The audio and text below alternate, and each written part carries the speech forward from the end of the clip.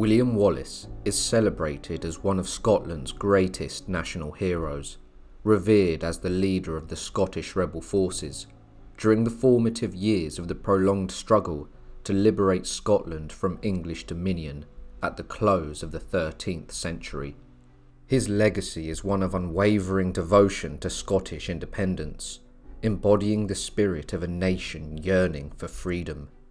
He is more highly regarded than Scottish monarchs, with his name being known worldwide. Much of what we know about Wallace can be traced back to a late 15th century romance titled The Wallace, attributed to Henry the Minstrel, commonly known as Blind Harry.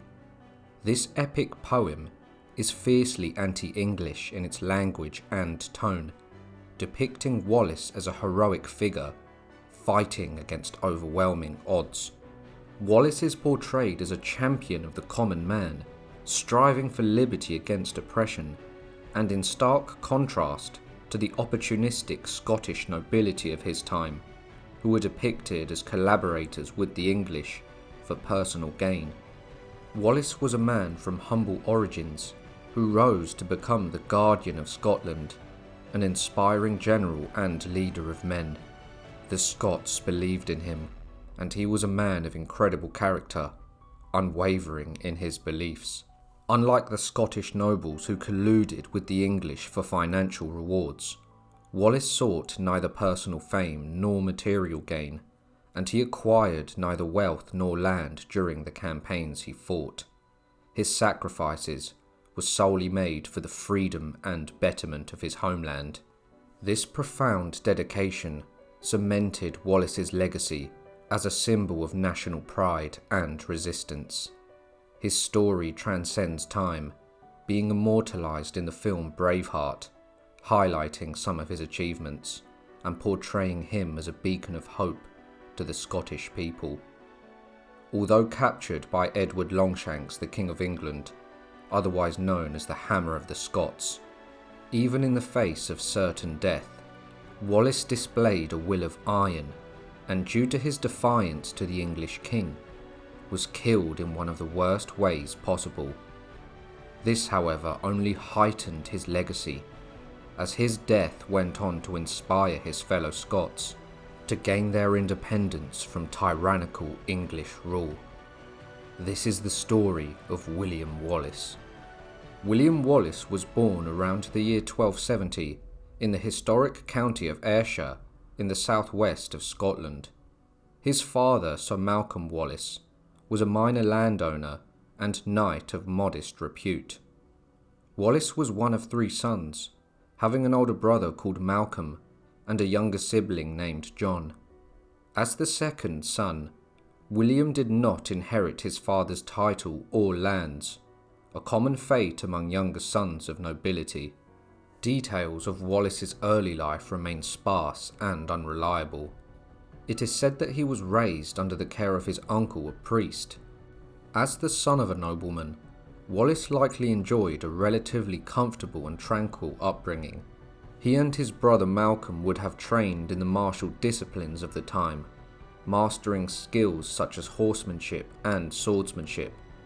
Contemporary chroniclers depict Wallace as a large and powerful figure, reportedly standing over 6.5 feet tall, a giant in an age where the average infantryman was slightly over 5 feet. In these formative years, Wallace's remarkable stature and strength would have set him apart from the average man, preparing him for the turbulent times ahead. His noble upbringing, combined with rigorous martial training and the horrors he would later endure at the hands of the English, would forge a man destined for greatness. Some historians surmise that Wallace must have possessed prior military experience to effectively lead the remarkable campaign he did in the year 1297. The wars waged by Edward I of England in Wales might have presented an opportune training ground for a younger son of a landholder to serve as a mercenary soldier.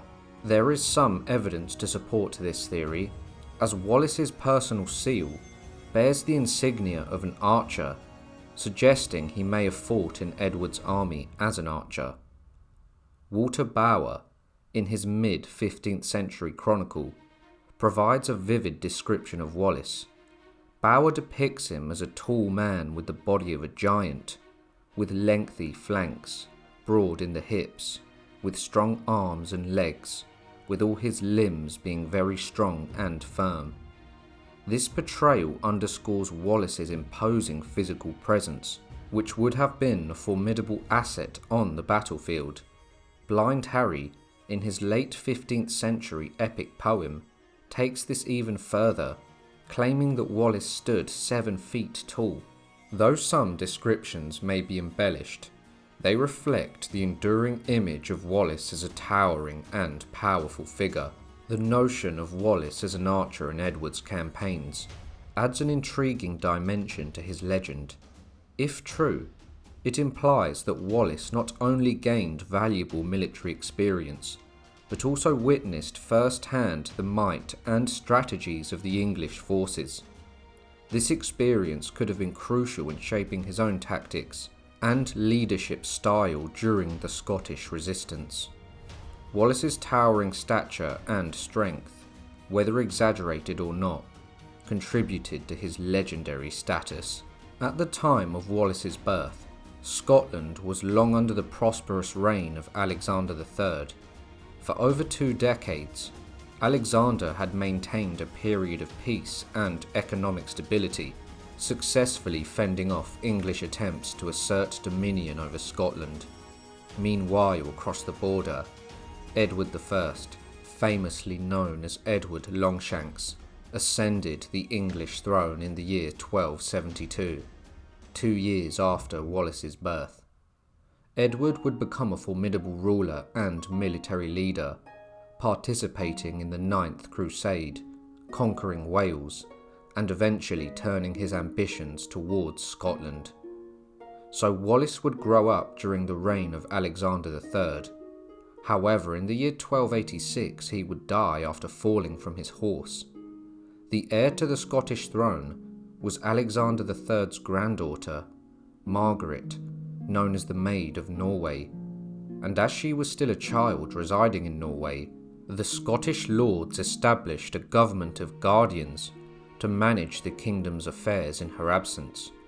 Tragically, Margaret fell ill during her voyage to Scotland and died in Orkney in late September of the year 1290.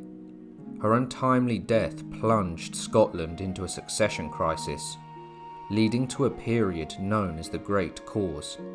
This period saw 13 contenders vying for the throne, with the most credible claims coming from John Balliol and Robert Bruce, not to be confused with his grandson Robert the Bruce.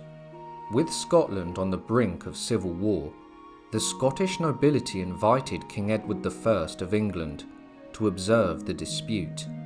Edward, seizing this opportunity, demanded that all the contenders recognise him as their overlord before they would begin the process.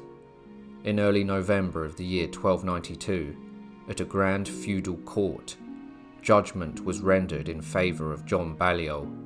Despite not being the closest in blood, he was deemed to have the strongest legal claim. Edward I, however, had no intention of allowing Scotland to remain independent. He systematically undermined John's authority, treating Scotland as a feudal vassal state. Edward demanded homage from John and insisted on military support for his wars in France. This blatant subjugation led the Scots to lose faith in their compromised king. Consequently, the kingdom's leading nobles then took control, forming a council of 12, effectively a new panel of guardians of the country in the year 1295. The council swiftly concluded a treaty of mutual assistance with France, and King John officially in the year 1296 was imprisoned in the Tower of London until he was allowed to go to France in the year 1299, where he would go on to live out the rest of his life. However, enraged by Scotland's treaty with France, Edward would launch an invasion, beginning with the brutal sack of Berwick in the year 1296. This act of aggression marked the commencement of the Wars of Scottish Independence.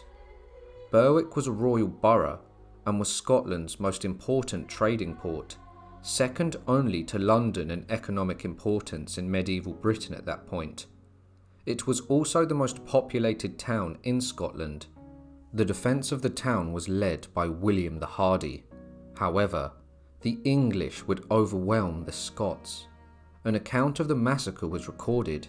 It reads, "Edward spared no one, whatever the age or sex, and for 2 days streams of blood flowed from the bodies of the slain.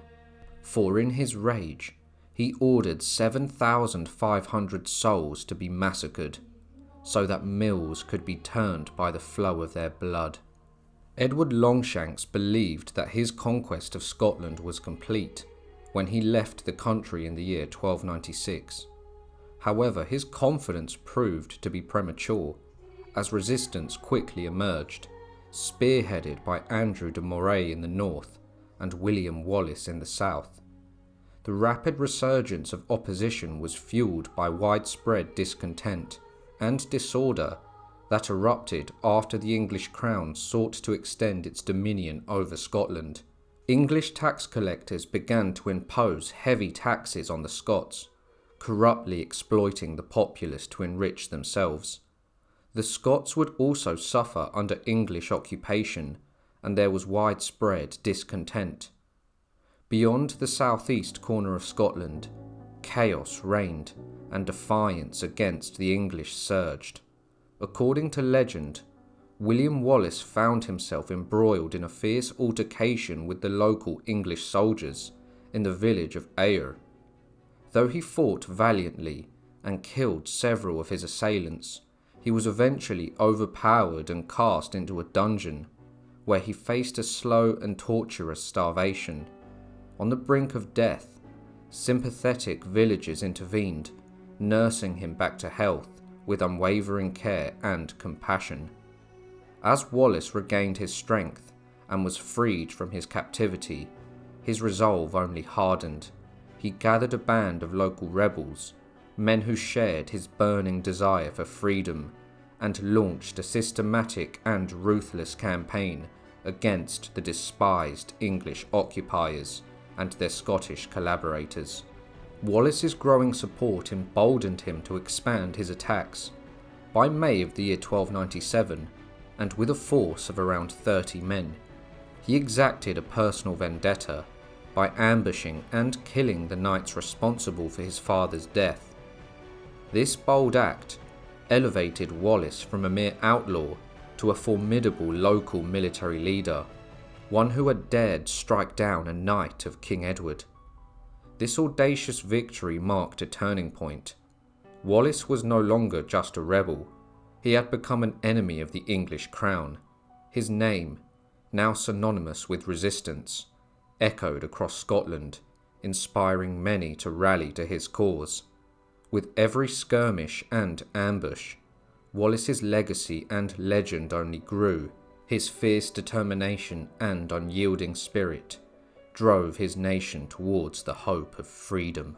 The absence of a reigning monarch in Scotland exacerbated the situation, plunging the nation into a period of uncertainty and political instability.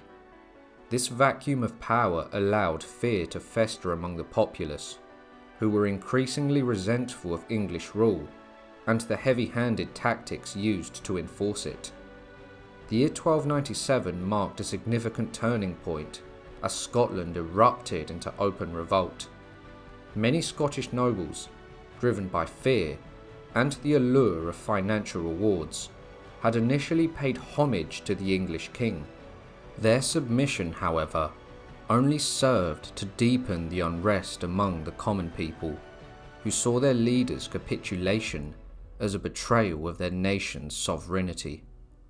According to the 15th century poem The Wallace, penned by the enigmatic Blind Harry, a tragic and violent episode played a pivotal role in shaping Wallace's legendary campaign against the English. The poem recounts that William Heselrigg, the Sheriff of Lanark, an agent of the English crown, committed a heinous act by murdering Wallace's beloved wife. This brutal act of cruelty ignited a fierce and bloody thirst for vengeance within Wallace. With his father and wife now dead, Wallace now only lived for revenge against the English crown and for the freedom of his Scotland. Blind Harry vividly describes how Wallace, consumed by grief and rage, exacted his revenge with brutal precision. In a savage act of retribution, Wallace is said to have dismembered Heselrig's body, delivering a grim message of defiance to his oppressors. This bloody act was more than personal vengeance. It was a declaration of war against the English forces occupying Scotland. Thomas Grey, whose father was reportedly present during the tumultuous events. According to Grey, a violent fracas erupted at a court session presided over by Heselrig. Wallace, with aid of a woman who may have been his wife, managed to escape the immediate danger. However, Wallace did not flee far for long. Driven by a relentless desire for justice and retribution, he returned with a band of loyal supporters. In a ferocious attack, Wallace and his men descended upon Heselrig and his entourage. The skirmish was brutal and bloody. Heselrig was slain in the melee, and Thomas Grey's father narrowly escaped death. In the chaos, Wallace's fury was not limited to Heselrig alone. He and his followers set fire to several houses, spreading destruction and warning those who served the English crown. This episode marked a turning point in Wallace's rebellion. The murder of his wife and his subsequent acts of vengeance transformed him from a grieving husband into a relentless warrior for Scottish independence. Following the bloody skirmish at Lanark, William Wallace formed an alliance with William Douglas the Hardy, setting their sights on the city of Scone. Together, they orchestrated a daring raid that would send shockwaves through the English stronghold. Wallace and his men stormed the city with fierce determination, driving out their commander. In wake of their triumph at Scone, the cost of rebellion was becoming painfully evident. Douglas the Hardy was soon captured, falling into the clutches of the English. Yet, this setback did nothing to deter Wallace, fueled by an unquenchable thirst for liberation and vengeance. He pressed on. In the year 1297, Andrew Moray ignited a fierce revolt in northern Scotland, and by late summer, he had seized control of many provinces and even formidable castles. It was in September that William Wallace joined forces with Moray near Dundee, and together they set their sights on Stirling. Stirling, described by Stuart Reid, is traditionally regarded as the key to Scotland. This became a focal point in their campaign. At this juncture, John de Warenne, the Earl of Surrey, had been appointed as the Warden of Scotland by Edward Longshanks. Despite his formidable title, John was now in his late 60s, and he would soon return to England, citing the harsh Scottish climate was detrimental to his health. Nevertheless, the news of the revolts led by Wallace and Moray quickly reached King Edward, who commanded John to crush the Scottish rebellion. The Earl now faced a daunting challenge. His troops were separated from the Scots by a long causeway and a narrow wooden bridge over the River Forth, near Stirling Castle. Recognizing the tactical disadvantage of crossing such a bridge, John hesitated, hoping to delay any confrontation and perhaps seek a diplomatic resolution. On September the 11th, John dispatched emissaries to negotiate with the Scots, but Wallace would defiantly respond, "We are not here to make peace, but to do battle, to defend ourselves and liberate our kingdom." The English army consisted of cavalry and well-trained men-at-arms, and also archers, whereas the Scottish rebel forces consisted of commoners and a few knights rather than nobles, but they were possessed by the spirit of freedom. The narrow bridge, which only allowed 2 horsemen to cross side by side, was the safest crossing point over the river. Wallace and Moray bided their time until as many of the enemy had come over as they believed they could overcome. When approximately 2,000 English troops had crossed, the Scots launched their attack. The Scottish spearmen charged down the high ground, repelling a cavalry charge, and then counter-attacking the English infantry. They swiftly gained control of the east side of the bridge, severing any chance of reinforcements crossing the river. During the battle, Wallace would fight with his 2-handed sword, now remembered to history as the Wallace sword. The blade itself was over 5 feet long, and the entirety of the sword was taller than most Englishmen at the time. This meant only a giant could even wield the sword, marking Wallace's battle renown as he slew countless English soldiers by swinging his 2-handed greatsword in a shower of blood. Trapped on the low ground and with no hope of retreat or support, the outnumbered English soldiers were massacred. The melee was so intense that the bridge, unable to bear the weight of the retreating and advancing soldiers, collapsed, drowning many of the English in the river. Hugh de Cressingham, King Edward's treasurer in Scotland, was killed in the fighting. In a gruesome act of revenge, it is said that his body was flayed and his skin was cut into small pieces as tokens of victory. The Lena Cost Chronicle notes that Wallace had a broad strip of Cressingham's skin taken from the head to the heel to make the baldric for his sword. Earl John, who remained south of the river with a contingent of archers, found his confidence shattered. Despite still having a considerable force, he ordered the destruction of the bridge and retreated, leaving the garrison at Stirling Castle isolated and the lowlands vulnerable to the rebels. Andrew Moray was mortally wounded during the battle and would succumb to his injuries by November. Wallace would capture the castle, which was a pivotal moment for Scotland, as the people now had a greater sense of hope that the English could actually be defeated. After the battle, Wallace would assume the revered title of Guardian of the Kingdom of Scotland. This role, akin to that of a regent, saw him govern in place of the absent king. Wasting no time, Wallace launched a bold invasion into northern England, crossing into Northumberland.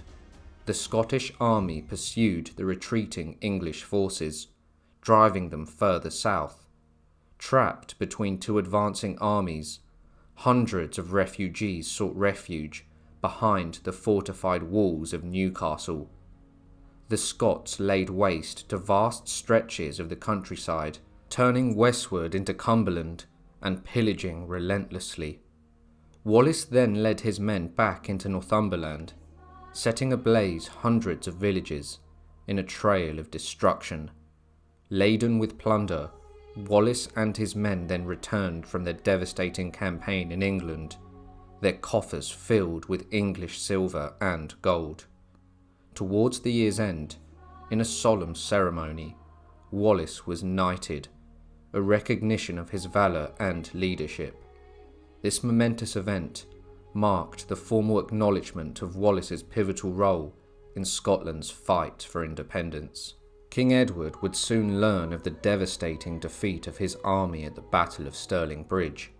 In response, he concluded a truce with the French king Philip the Fair, and in October of the year 1297, returning to England on March the 14th of the year 1298, Edward focused on organising a formidable army for his second invasion of Scotland. A council of war convened in the city of York to finalise the invasion plans. All Scottish magnates were summoned to attend, but none appeared, leading Edward to declare them all as traitors. Edward Longshanks would then personally lead his army into Scotland, plundering several regions and recapturing some castles. Despite his efforts, he failed to draw William Wallace into open combat. The Scots, astutely shadowing the English army, aimed to avoid a direct confrontation. They planned to wait until shortages of supplies and money forced Edward to withdraw, at which point they would harass his retreat. However, Edward received intelligence that the Scots were encamped nearby at Falkirk. Seizing the opportunity, he swiftly moved to engage them in a pitched battle, which he had long desired. This manoeuvre set the stage for a decisive confrontation between the English and Scottish forces. The English had around 15,000 men, whereas the Scots only had around 6,000, giving the English the numerical advantage. In the year 1298, the Battle of Falkirk was waged, marking a pivotal moment in the struggle between Scotland and England. The Scots bowmen, brave yet outmatched, stood their ground, but were swiftly overrun by the relentless charge of the English cavalry. The Scots found themselves unable to retreat or advance. The battle was lost almost as soon as the first arrows began to rain down upon them. The English, adhering meticulously to their king's command, waited until the Scottish ranks were sufficiently thinned out and disordered. Once the Scots' formations were fragmented, the English cavalry and infantry launched a decisive attack on the wavering spearmen, causing them to break and scatter in disarray. The Scottish forces suffered heavy casualties, and though Wallace managed to escape, his military reputation was severely tarnished. The devastating defeat at Falkirk compelled Wallace to resign his position as Guardian of Scotland, passing the mantle to Robert the Bruce.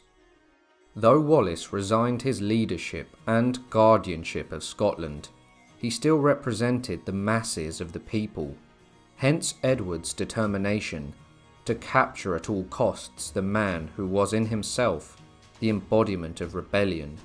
He was also a warrior of skill and daring, and was a leader who had won the heart and the imagination of the people. The details of William Wallace's activities following his resignation as Guardian of Scotland are shrouded in uncertainty. However, there is some evidence to suggest that he embarked on a mission to the court of King Philip the Fair of France, seeking assistance for Scotland's struggle for independence. A surviving letter from the French king, dated November the 7th of the year 1300, addresses his envoys in Rome, urging them to support Sir William. This correspondence also hints at William's intention to travel to Rome, though it remains unclear whether he actually did so. By the year 1304, William Wallace had returned to Scottish soil. Still embroiled in relentless skirmishes, his undying commitment to the Scottish cause burned fiercely, inspiring his fellow Scotsmen to engage the English in a brutal type of guerrilla warfare. A marked man, Wallace knew no surrender, and Edward Longshanks, merciless as ever, was willing to forgive other rebels, but not Wallace. In the early days of August of the year 1305, Wallace was finally captured near Glasgow, betrayed by the treacherous Scottish nobleman named John Menteith. This act of betrayal marked the end of Wallace's glorious rebellion. Handed over to Edward's men, Wallace must have known his days were numbered. Instead of a swift death, he was subjected to the grueling torment of a near 400-mile journey to London for a sham trial, the verdict predetermined. Wallace famously argued that he could never be a traitor to Edward, for he had never been Edward's subject. Nevertheless, despite Wallace's sound arguments, he was found guilty of treason and was condemned to one of the worst punishments in the medieval era, to be hung, drawn and quartered.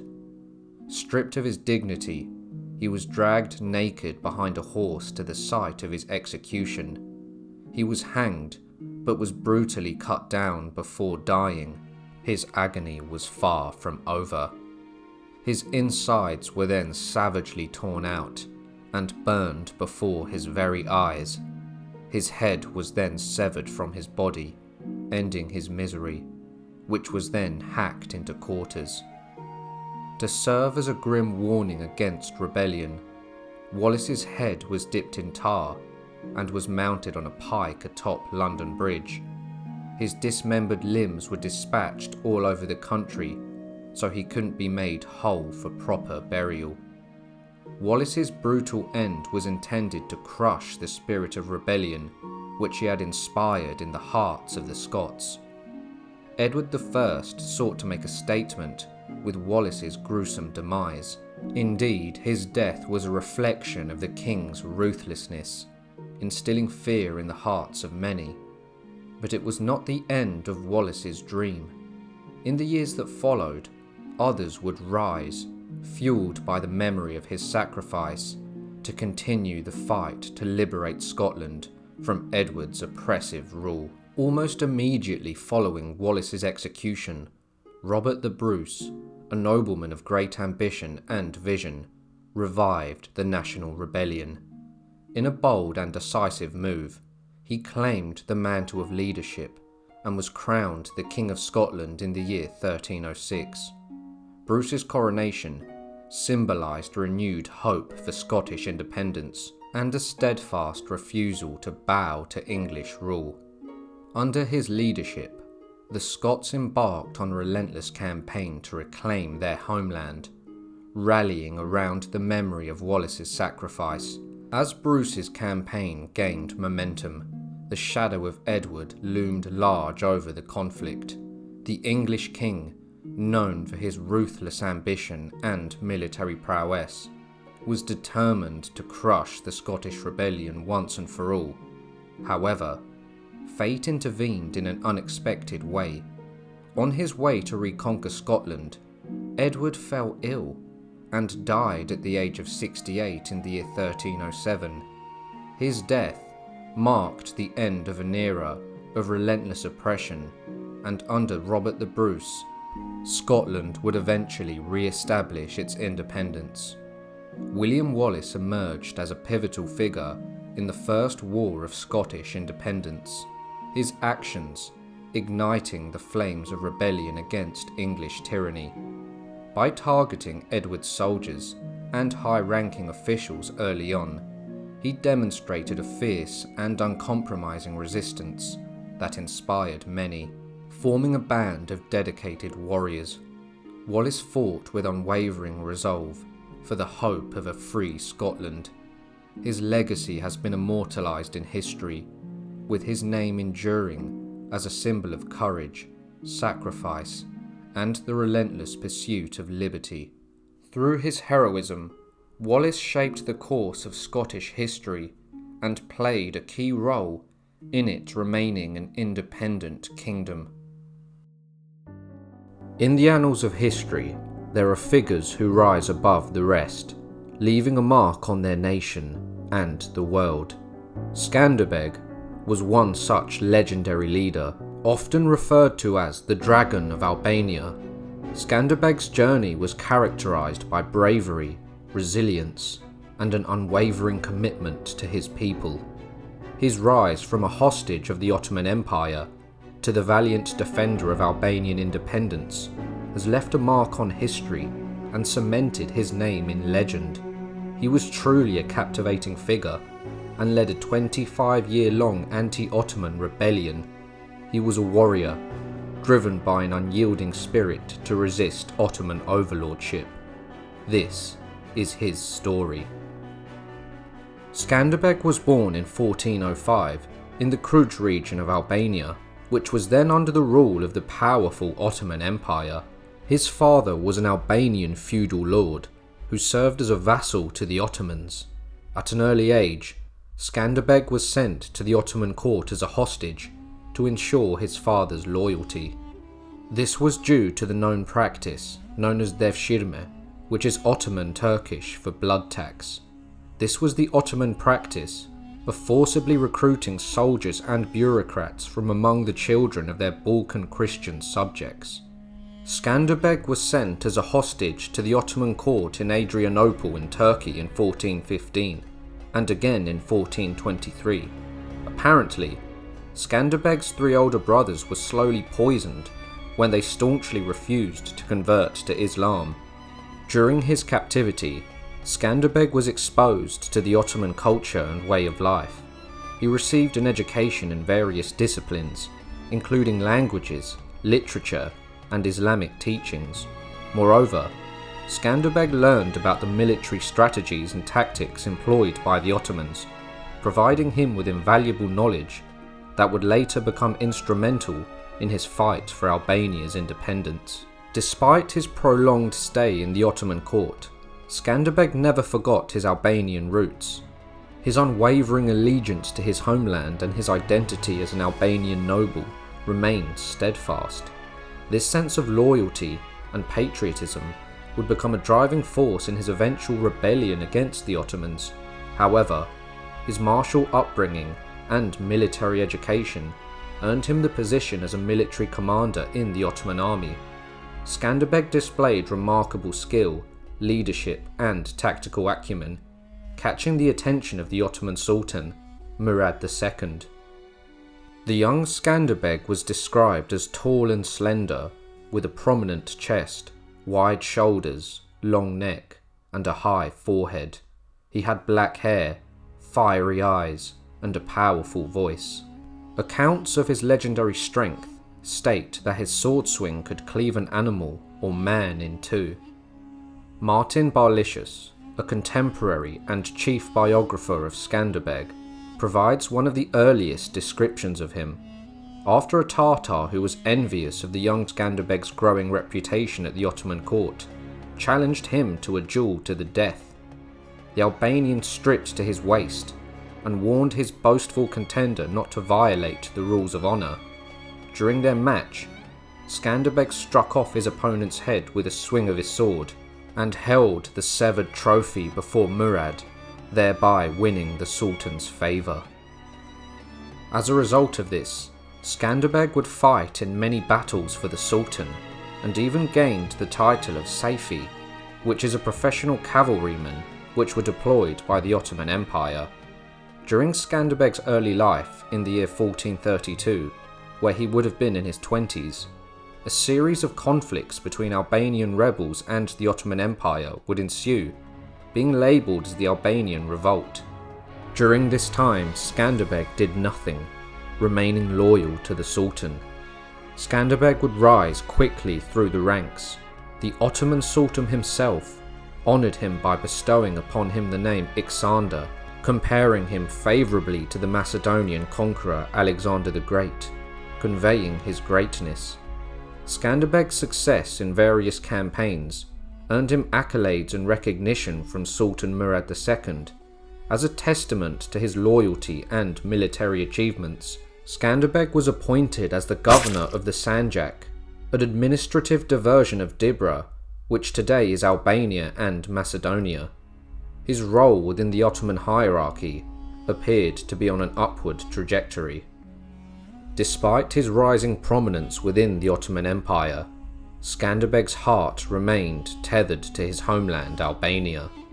As he held a high position in the Ottoman administration, he became increasingly aware of the oppressive nature of the empire's rule over his people.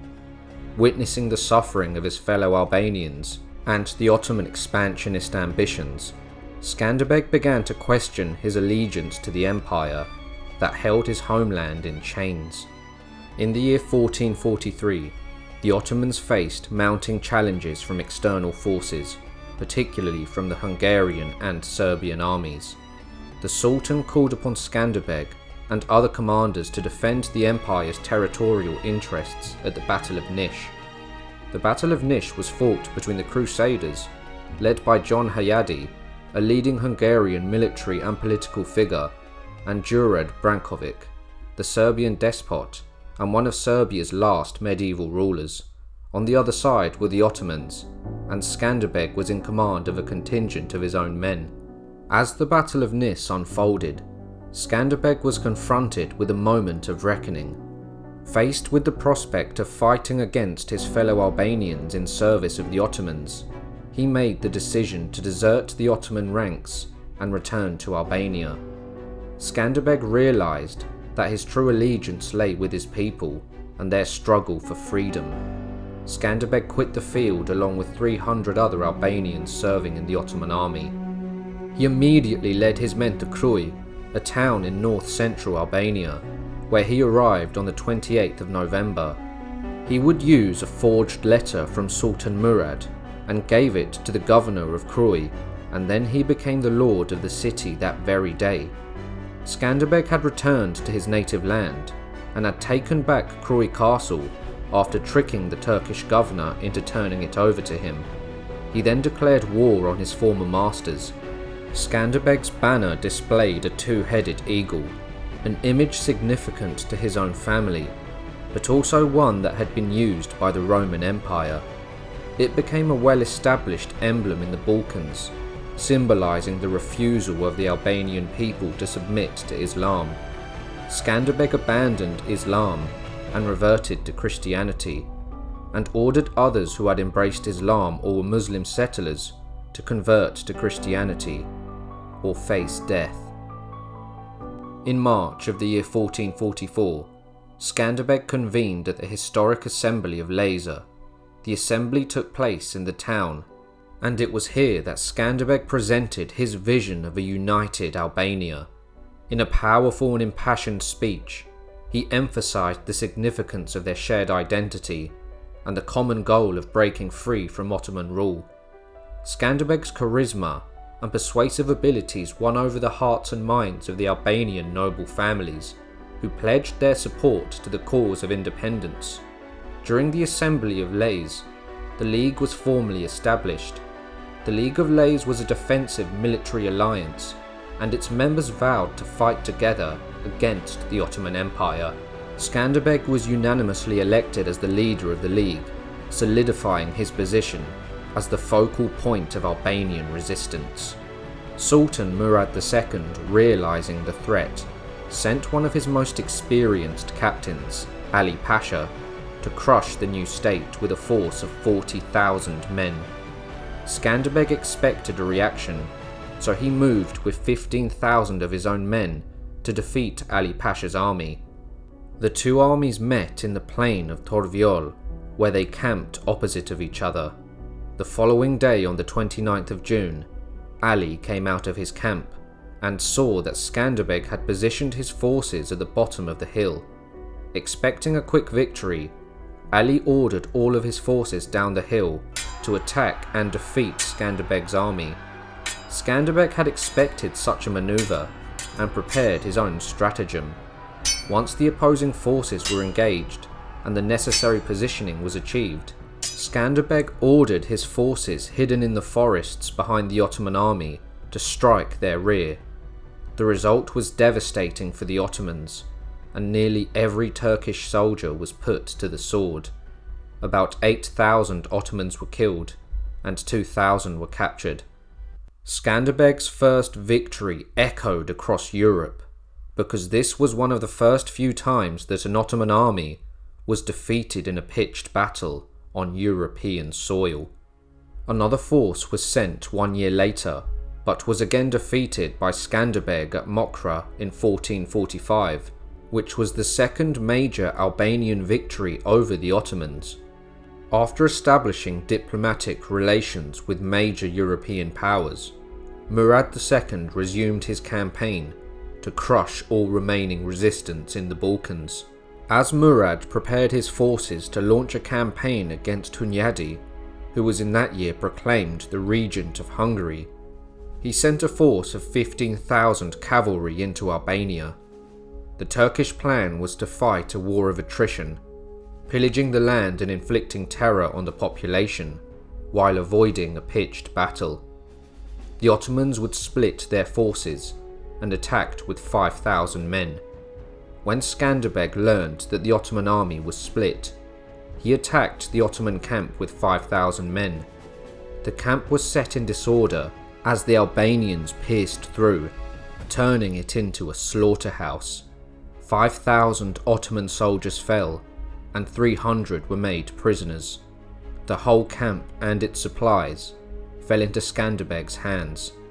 Skanderbeg had proven himself to be an exceptional commander, defeating the Ottomans with less men consistently and fighting alongside his men in the thick of the fighting. The description of this warrior at this time is as follows. He had black hair, fiery eyes, and a powerful voice. So warlike was his nature that he truly needed to wage battle from time to time. He killed more than 2,000 Turks with his own hands.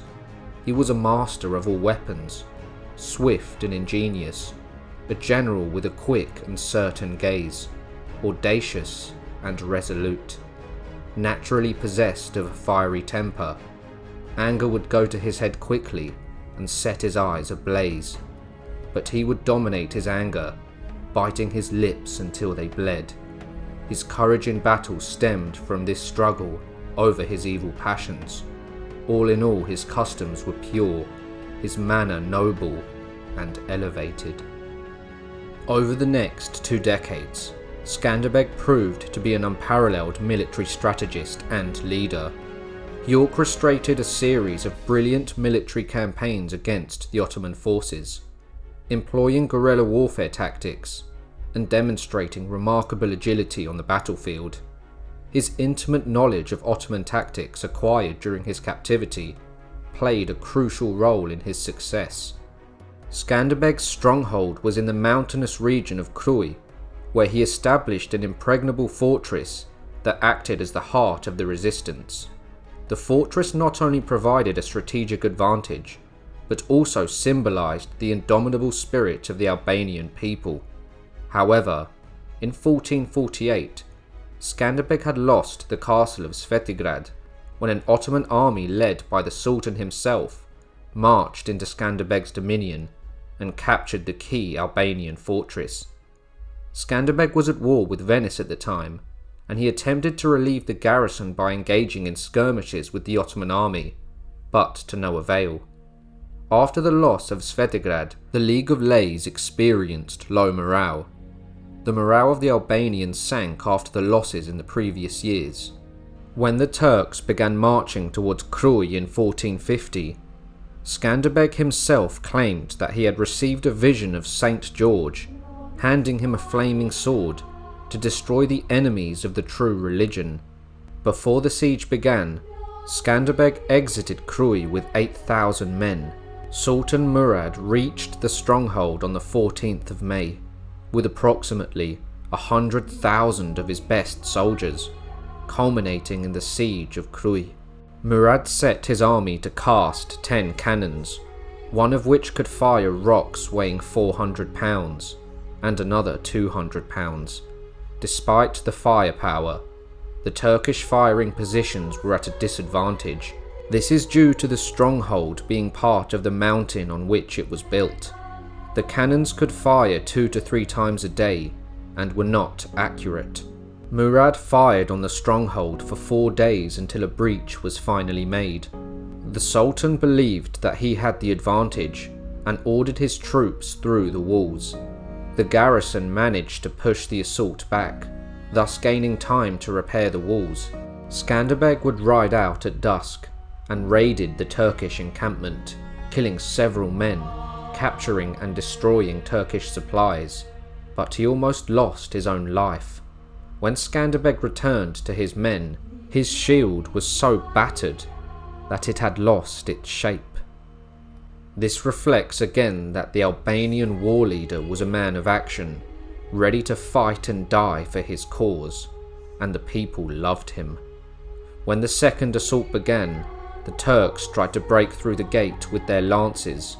After heavy casualties, the attackers retreated, and Murad held for the next 2 days a council of all his generals. The Turkish attacks had made no headway, and the Ottoman army had lost many, whereas Skanderbeg's force had lost 1,000 men thus far. On the 26th of October, Murad would lift the siege due to the arriving winter. The siege cost 20,000 Ottoman casualties and over 1,000 Albanian casualties. That winter, Sultan Murad fell ill and died when he had returned to Turkey. He was succeeded by his son, Mehmet II. According to legend, one night during the siege, Skanderbeg sent out a herd of goats with a candle on each of the goats' horns. The encamped Turks believed it to be an Albanian attack and made a movement against the herd. When the Turks advanced far enough, Skanderbeg launched an attack against the force, destroying it.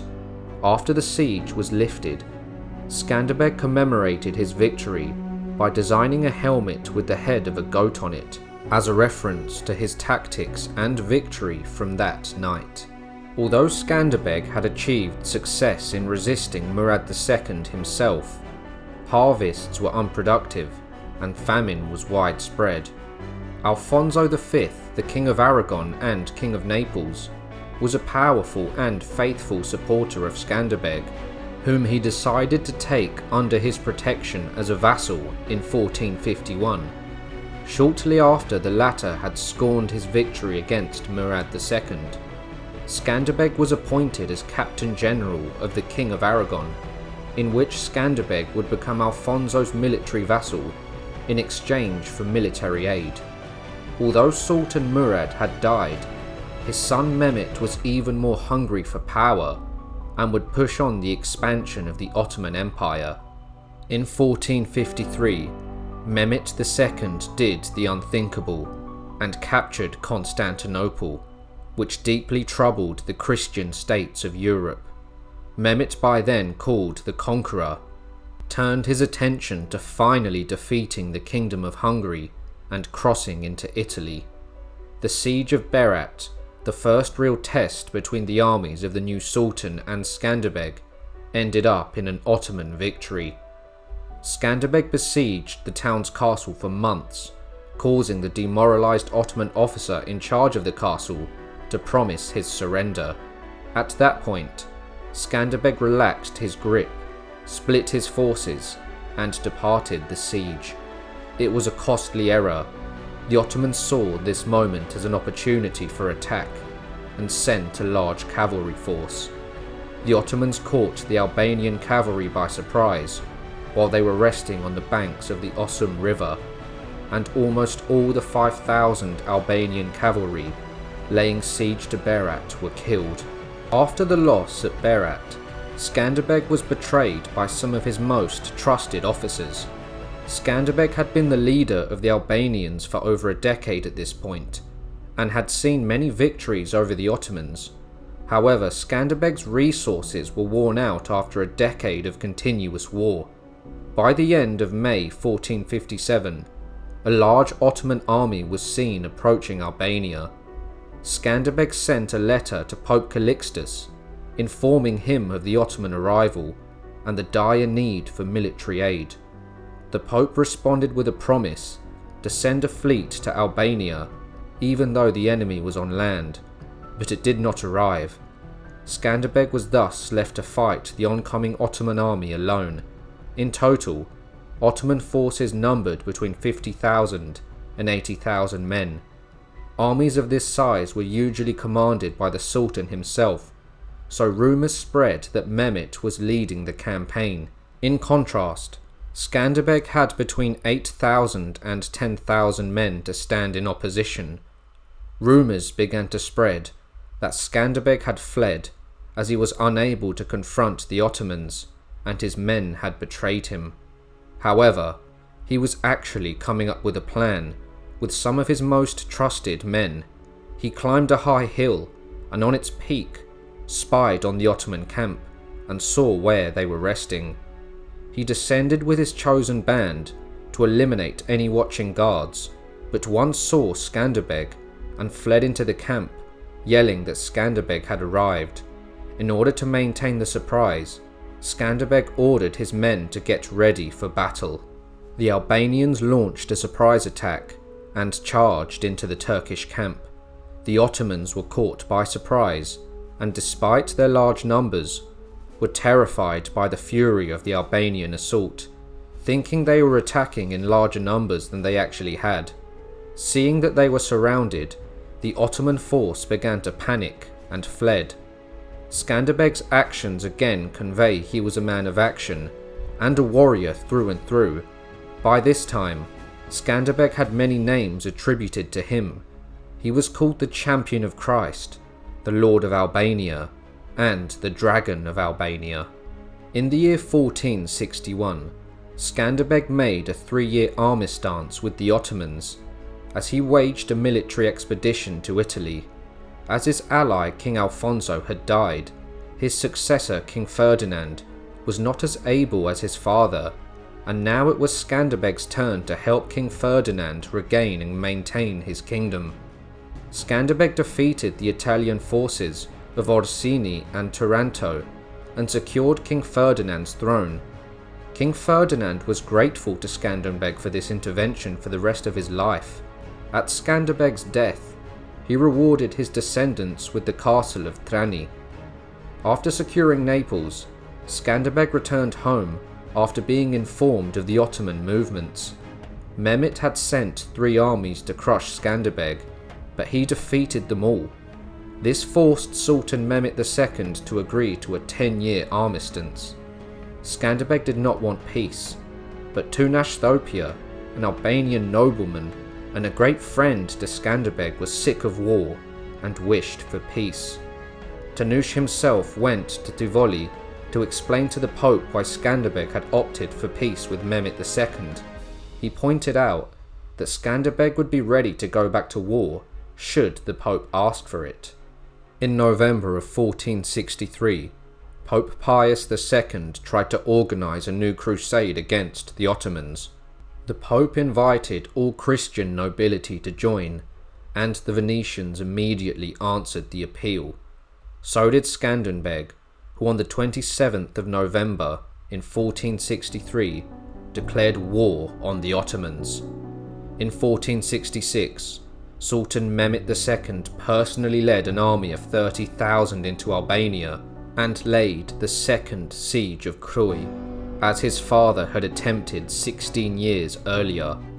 After several months of siege, destructions and killings all over the country, Mehmet II, like his father, saw that seizing Crui was impossible for him to accomplish by force of arms, so he left the siege to return to Istanbul. However, he left the force of 30,000 men to maintain the siege by building a castle in central Albania. Skanderbeg spent the following winter of 1466 and 67 in Italy, of which several weeks were spent in Rome, trying to persuade the Pope to give him money to fund his fighting against the Ottomans. Skanderbeg famously wrote in a letter, "I am a friend of virtue and not fortune," conveying how he did not care much for money, but only for his country and the fight ahead. Skanderbeg returned to Crui and then lifted the siege. This victory was well received among the Albanians. Mehmet II was also warlike in nature, and he would march against Skanderbeg again. Skanderbeg retreated to the mountains, while Mehmet energetically pursued the attacks against the Albanian strongholds. During the Ottoman incursions, the Albanians suffered a great number of casualties, especially to the civilian population. In January, in the year 1468, all the remaining Albanian noblemen would discuss a new war strategy. During that period, Skanderbeg fell ill and died on the 17th of January in 1468, aged 62. His legacy did not thrive. Within 10 years, Crui had fallen, and Albania would remain under Ottoman control until the year 1912, but his legend did. Skanderbeg, the Dragon of Albania, stands as an enduring testament to the power of determination and courage.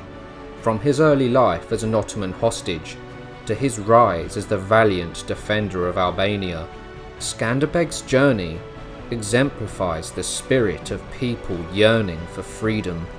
His legacy continues to be cherished in Albania and serves as a source of inspiration for those striving for independence and justice. The story of Skanderbeg reminds us that one individual, driven by an unyielding spirit, can change the course of history and ignite the flames of liberty in the hearts of many. The name Dracula has been immortalised by the author Bram Stoker in his 1897 novel about the vampire. However, this Dracula is purely fictional. The real Dracula was named Vlad III, but he also had another name for which he was famed, and that was Vlad the Impaler. Contrary to popular belief, Vlad wasn't considered as a monstrous, cruel being in his time. He was a national hero in Romania for his countless deeds of bravery. His methods, including impalement, were intended to instill fear in the enemy and deter further invasions. Vlad's defiance against a powerful empire demonstrated his willingness to put his life on the line for the freedom and independence of his kingdom. Vlad's greatness remains a topic of debate among scholars and historians. While he is infamous for his cruel and violent methods of rule, he was also a man of action, whose rise from a hostage of the Ottoman Empire to the scourge of the Ottomans cemented his name in history. He was a powerful warrior in his own right, as well as a ruler who ruled with an iron fist. This is his story. Vlad was the second son of Vlad II Dracula, the ruler of Wallachia in modern-day Romania. Vlad II had won the nickname Dracula for his membership in the Order of the Dragon. The Order of the Dragon's primary goal was to stop the Ottomans from advancing further into Europe. Vlad III was born around the year 1428 to 1431. In a Transylvanian Saxon town, Vlad also had a younger brother named Radu, who would become known as Radu the Fair. Vlad II Dracul seized Wallachia after the death of his half-brother in 1436. Wallachia is a historical region in modern-day Romania. Vlad did not support the Ottoman invasion of Transylvania in March of the year 1442. As a result, the Ottoman Sultan Murad II ordered him to come to Gallipoli to demonstrate his loyalty. Vlad and Radu accompanied their father to the Ottoman Empire, where they were all imprisoned. Vlad Dracul was released before the end of the year, but Vlad III and Radu remained as hostages to secure their father's loyalty. Despite this, Vlad II still supported the Ottomans' enemies in the Crusade of Varna in 1444, which was an unsuccessful military campaign launched by several European leaders to check the expansion of the Ottoman Empire into Central Europe. Vlad II Dracul was convinced that his sons would be butchered for the sake of Christian peace. But neither Vlad nor Radu were murdered or mutilated after the rebellion. While Vlad III and his brother Radu were held captive, they were tutored in science, philosophy, languages such as Turkish, and the arts. Vlad also became a skilled warrior and became the master of several weapons. These years as a hostage would unknowingly to the Ottomans forge Vlad the Impaler, as he became a savage warrior and was quick to learn. During the young Vlad's captivity, his father and eldest brother Mycrea were murdered, which made Vlad's hatred of the Ottomans grow even more, as he could not be there to defend them. In his eyes, the Ottomans had taken everything from him: his home, his childhood, and his father and brother, and Vlad swore that they would be avenged. Nevertheless, he would bide his time, pretending to be loyal to Sultan Murad II and the Ottoman agenda. After these events, Vlad would begin his journey to regain his father's seat as the ruler of Wallachia. However, Vlad's seat was now occupied by Vladislav II, who was rumoured to have assassinated Vlad's father. Vlad III, Dracula, would soon abandon the Ottomans and would forge an alliance with John Hunyadi, a leading Hungarian military and political figure in Central and Southeastern Europe. Hunyadi would give Vlad Dracula military support and aid. Vlad still longed for the throne. He amassed a small army of mercenaries with the help of Hunyadi, and he invaded Wallachia with Hungarian support. On July the 22nd of the year 1456, when Vlad was still a young man, he encountered Vladislav on the battlefield, and the commanders agreed to settle the matter the old way, in single combat. The fight was in front of both armies. Then, the two men clashed. However, Vlad was far more skilled, and eventually landed a savage blow on his opponent, killing him. Now no one could question his rule. Vlad had regained his ancestral seat, and would promise to protect his people from the Ottomans, and he would soon be known as one of the cruelest men of the age. During this time, Vlad was described as not very tall, but very stocky and strong, with a cold and terrible appearance, a strong and aquiline nose, swollen nostrils, a thin and reddish face, in which the very long eyelashes framed large, with wide open green eyes. The bushy black eyebrows made them appear threatening. His face and chin were shaven, but for a moustache. The swollen temples increased the bulk of his head. A bull's neck connected to his head, from which black curly locks hung on his wide-shouldered person. Vlad was still haunted by his past and the death of his father and brother, and he needed retribution. He wouldn't rest until he felt they had been avenged.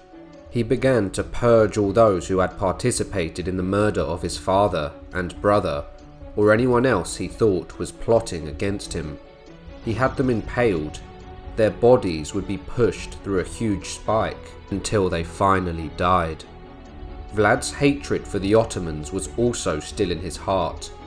A group of the Ottoman envoys had an audience with Vlad, and the envoys decided to keep their turbans on due to their faith, to which Vlad commended them on their religious devotion.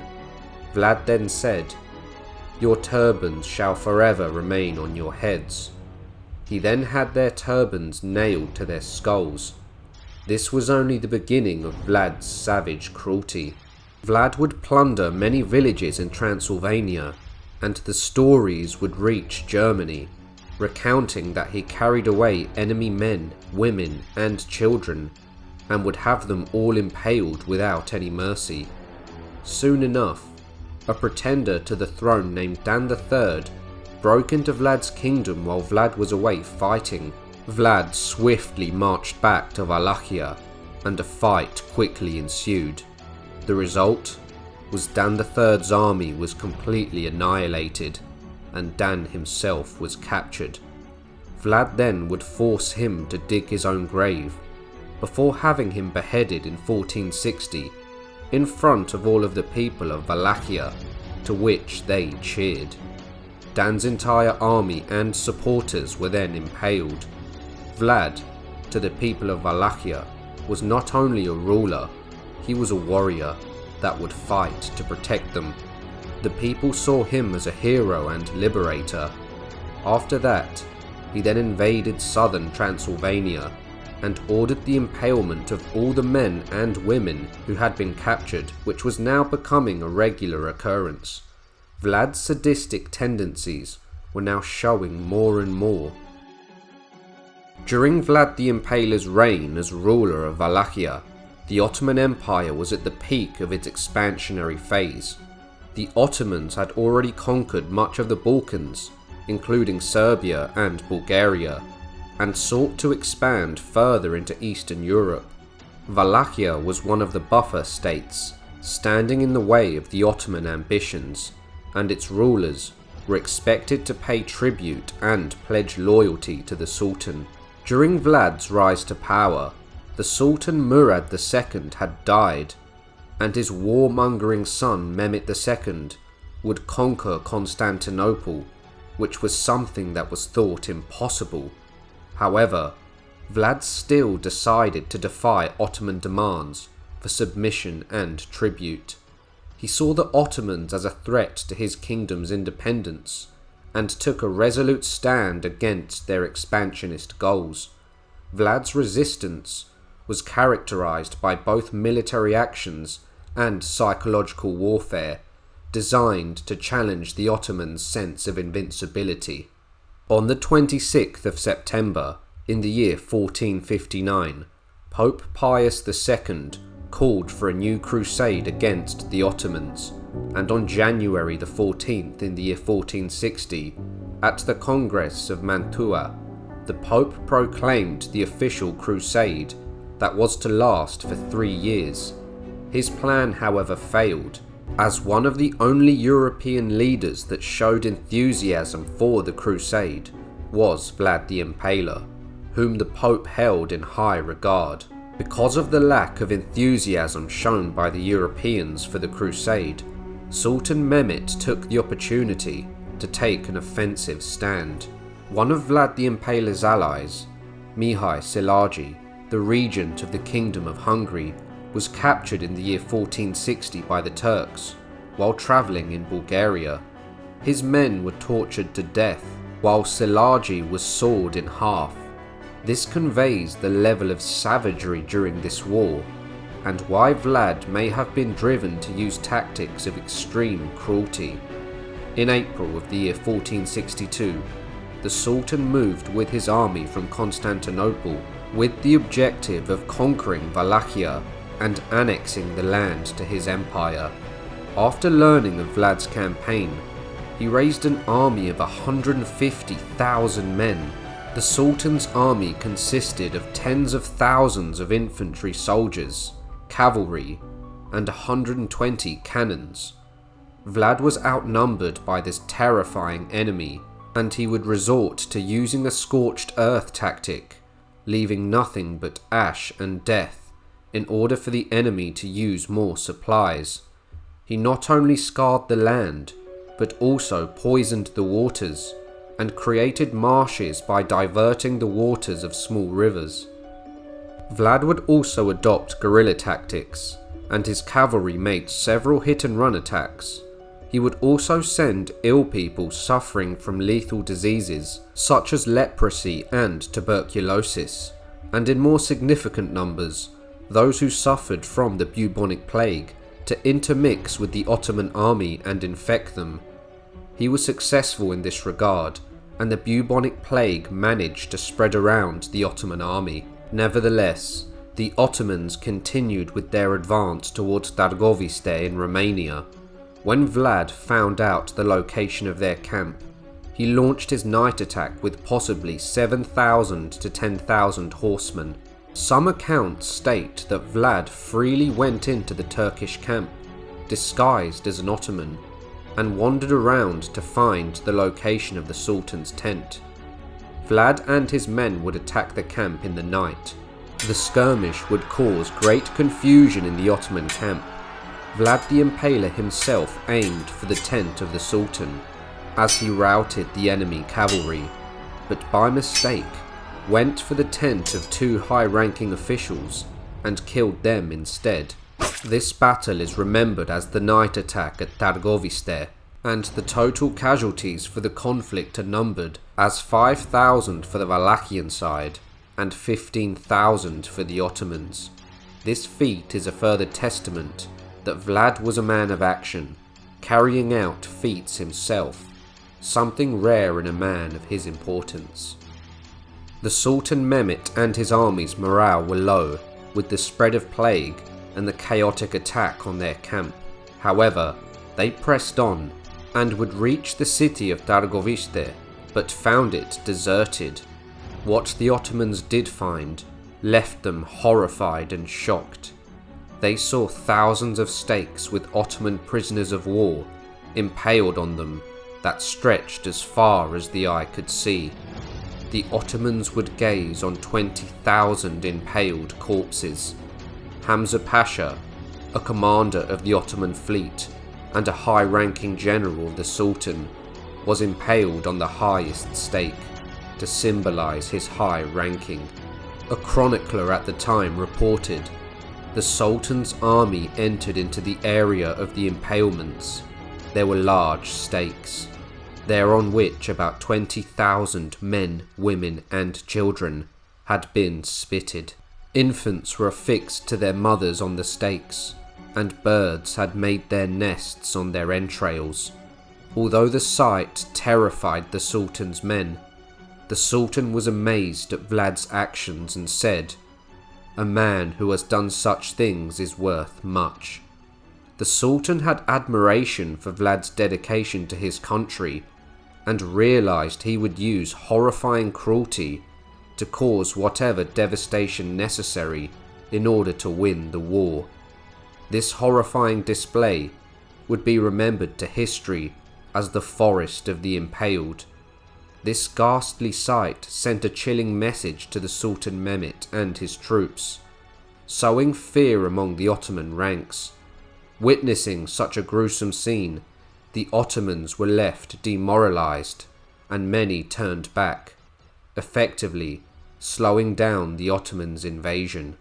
Vlad still needed more men to defeat the Ottomans, and his men were starting to abandon him due to the reputation of the enemy. Vlad's brother, Radu the Fair, had risen in the ranks of the Ottoman court, while Vlad would fight them. Although Vlad defeated his brother Radu's forces in 2 consecutive battles, the Ottomans had the numbers. Vlad withdrew to the Carpathian Mountains, hoping that Matthias Corvinus would help him regain his throne. Matthias opposed the Ottoman expansionist agenda, but he was also a supporter of Dan III, who dug his own grave and was then beheaded on Vlad's orders. Vlad negotiated with Matthias, the King of Hungary and Croatia, for weeks, but Matthias did not want to wage war against the Ottomans, knowing what had happened to the great city of Constantinople. Matthias then had Vlad captured and imprisoned on a false accusation of treason. Vlad was held in Visegrad, a small castle town in Hungary, for 14 years. No documents referring to Vlad between the years 1462 and 1475 have been preserved, so we don't know what Vlad got up to during his captivity. Stefan III of Moldavia, also known as Stefan the Great, sent envoys to King Matthias, urging him to set Vlad free and send him to Wallachia in order to secure a Wallachian ruler who would not submit to the Ottomans. Matthias recognized Vlad as the lawful prince of Wallachia, but he did not provide him with military assistance to regain his principality. However, he did set him free after over a decade in captivity. King Matthias finally freed Vlad and recognized him as the rightful ruler of Wallachia. Although Vlad had been imprisoned, his fighting days were still not over. Vlad once again resorted to his terror tactics, mass impaling captured Turkish soldiers and massacring civilians in conquered settlements. Sultan Mehmet II invaded Moldavia and defeated Stefan III in the Battle of Valea Alba on the 26th of July in the year 1476, in which Stefan the Great lost nearly all of his men. Soon after, Stefan Bathory, a Hungarian commander, and Vlad entered Moldavia, forcing the Sultan to lift the siege of the fortress at Dargunamt. Stefan now owed a debt to Vlad and would help him reconquer Wallachia. Vlad would soon return to Wallachia with his new allies and was crowned on the 26th of November in the year 1476. However, the Ottomans returned, and according to some sources, Vlad's army of about 2,000 were cornered and destroyed by a Turkish force of 4,000 warriors. The exact circumstances of Vlad's death are unclear. There are some reports that he died on the battlefield, while others state he was betrayed by his own nobles to bring about an end to his tyrannical rule. An Austrian chronicler named Jacob Unrest stated that a disguised Turkish assassin murdered Vlad in his camp. The Ottomans would cut Vlad's body to pieces and sent his head to the Sultan. Vlad's head was eventually placed on a high stake in Constantinople.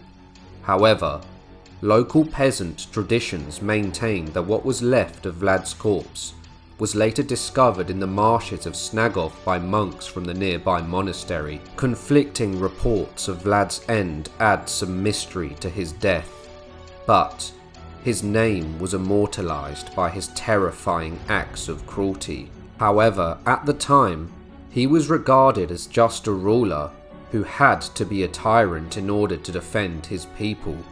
As he lived through no ordinary time, Constantinople had fallen, and the boundless Ottoman army were perceived as unbeatable.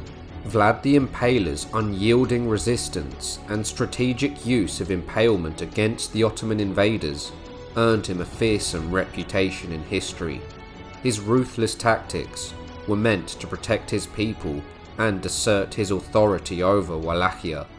Despite the gruesome nature of his methods, there is no denying the significant impact they had in deterring the Ottomans and preserving Wallachia's independence. While Vlad's reign and tactics were undoubtedly brutal, they demonstrate the lengths to which leaders throughout history have gone to defend their territories and people.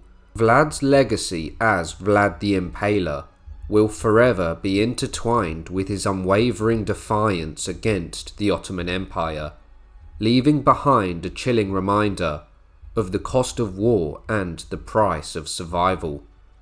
One of the greatest Romanian poets, Mihai Eminescu, dedicated a historic ballad, The Third Letter, to the valiant princes of Wallachia, including Vlad.